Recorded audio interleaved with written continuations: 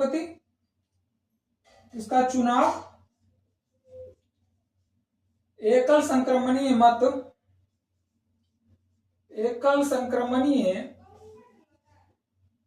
मतदान के द्वारा किया जाता है। मतदान के द्वारा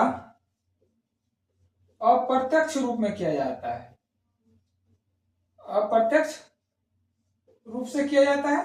बहुत इंपॉर्टेंट है, वनडे एग्जाम में यह क्वेश्चन पूछा जाता है कि राष्ट्रपति का चुनाव किस मतदान की प्रक्रिया के तहत होता है। तो एकल संक्रमणीय मतदान के द्वारा अप्रत्यक्ष रूप से, यानी इसका जो राष्ट्रपति का चुनाव होता है इनडायरेक्ट रूप से होता है। राष्ट्रपति का चुनाव इनडायरेक्ट रूप से होता है।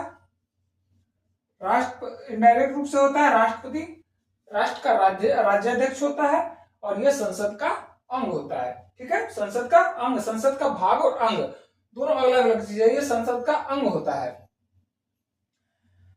लोकसभा, इसका जो कार्यकाल होता है राष्ट्रपति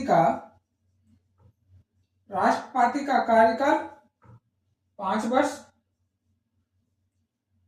यानी न्यूनतम आयु राष्ट्रपति बनने के लिए, न्यूनतम आयु जो होता है, न्यूनतम आयु 35 वर्ष। राष्ट्रपति बनने के लिए न्यूनतम आयु 35 वर्ष का होता है। निम्न सदन, पहले उच्च सदन पे आते हैं। उच्च सदन राज्यसभा को कहा जाता है। ये इसका जो चुनाव होता है, ये इसका चुनाव अप्रत्यक्ष रूप से होता है।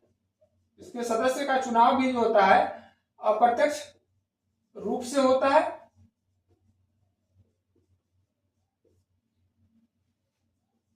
राज्यसभा के सदस्य का चुनाव, इसमें राष्ट्रपति के द्वारा